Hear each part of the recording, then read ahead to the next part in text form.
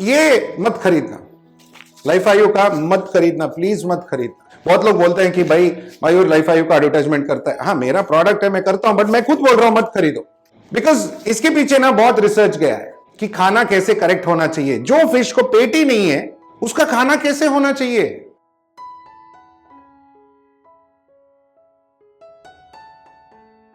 अगर फिश का पेट ही नहीं है तो खाना पचेगा कैसे। हमारा पेट कम होता या नहीं होता तो हो सकता है ऑलरेडी मैं इतना हैंडसम हूं और थोड़ा और हैंडसम हो जाता, नहीं।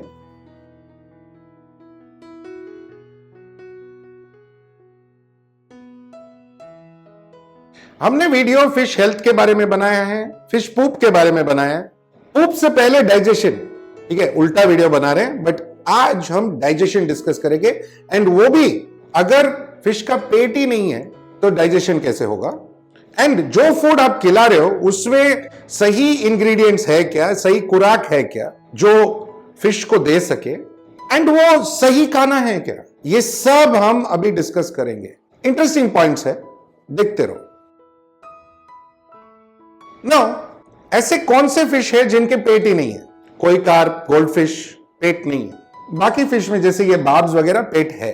तो जिन फिश के पेट है उनका डाइजेस्टिव सिस्टम क्या है, और जिनकी फिश का पेट नहीं है वो क्या करते हैं। सिंपल बॉस, जैसे हम करते हैं ना, जो भी खाना है मुंह में जाते हैं, हम चबाते हैं। फिश नहीं चबाते, उनके दांत नहीं है चबाने के लिए।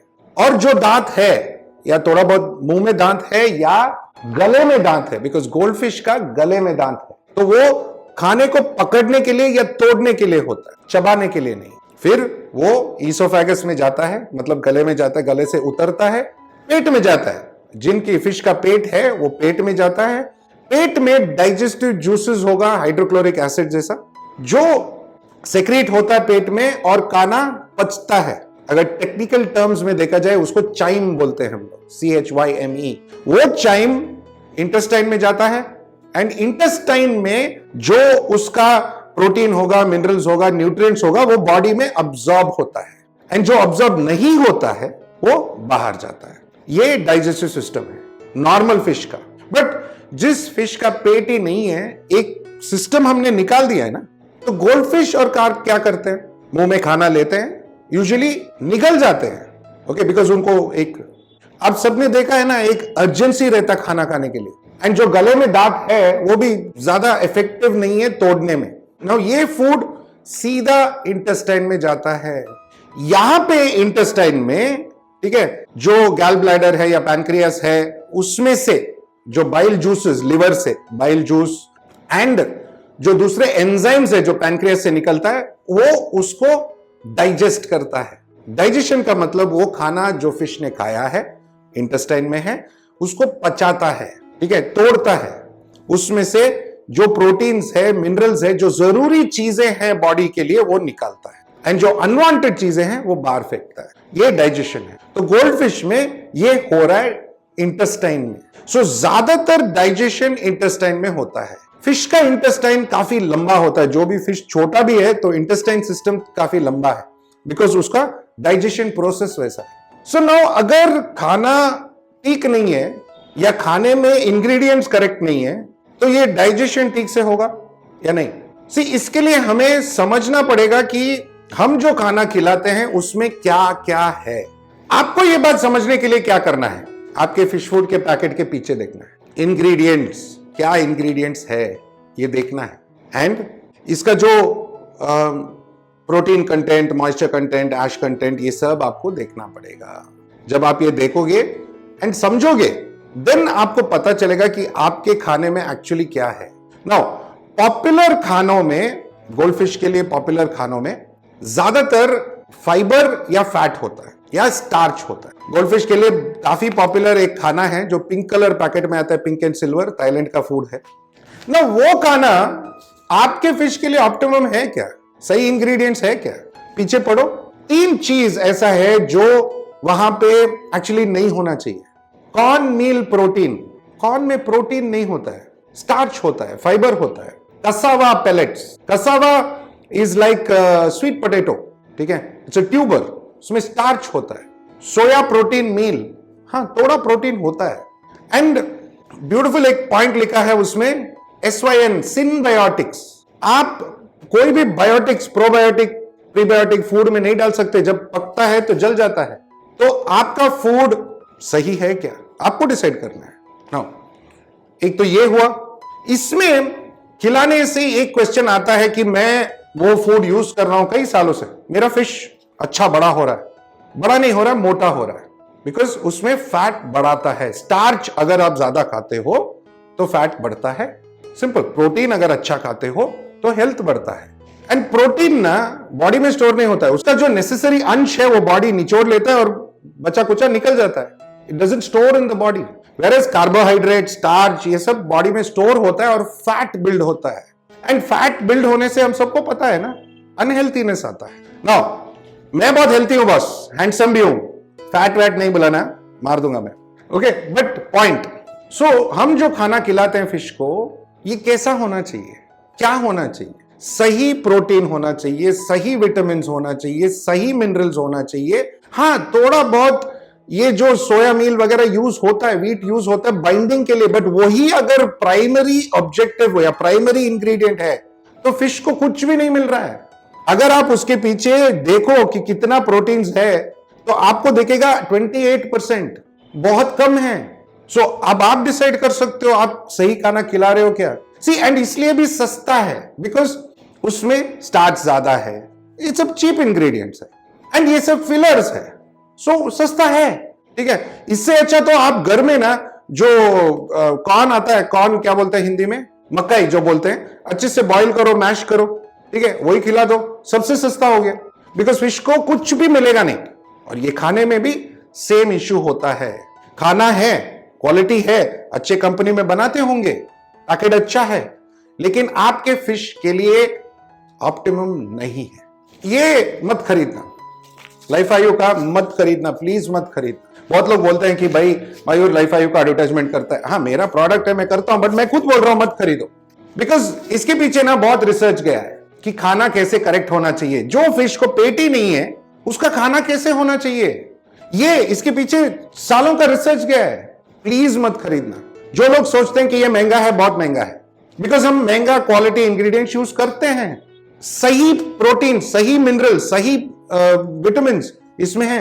अरे हाँ, भूल गया, नो प्लीज प्लीज मत खरीदना। इसमें 10 के 10 अमीनो एसिड्स है जो एक्चुअली खाने में होना चाहिए। नो, इन अमीनो एसिड्स के बारे में आप पढ़ना चाहते हो, डिटेल में पढ़ना चाहते हो, मेरे वेबसाइट में देखो, ब्लॉग है, आप पढ़ लेना क्या क्या इंग्रेडिएंट्स है इसमें, बट खरीदना मत, बिकॉज इसमें क्वालिटी अच्छा है, सस्ता नहीं है, प्रीमियम है। चलो, ये भी मैंने बहुत सुना है कि यू नो जापानीज कंपनी है, 130 साल का पुराना कंपनी है, बहुत अच्छा कंपनी है। ऑफ कोर्स मैंने भी वो फूड यूज किया, हमारे बनाने से पहले मैंने भी यूज किया है, काफी सारे वीडियोस में मैंने प्रमोट भी किया है, बट उसमें इंग्रेडिएंट्स करेक्ट है क्या? सी, इशू क्या है, 100 साल पुराना कंपनी, 100 साल पुराना रेसिपी, उन्होंने अपग्रेड किया नहीं है मेरे हिसाब से।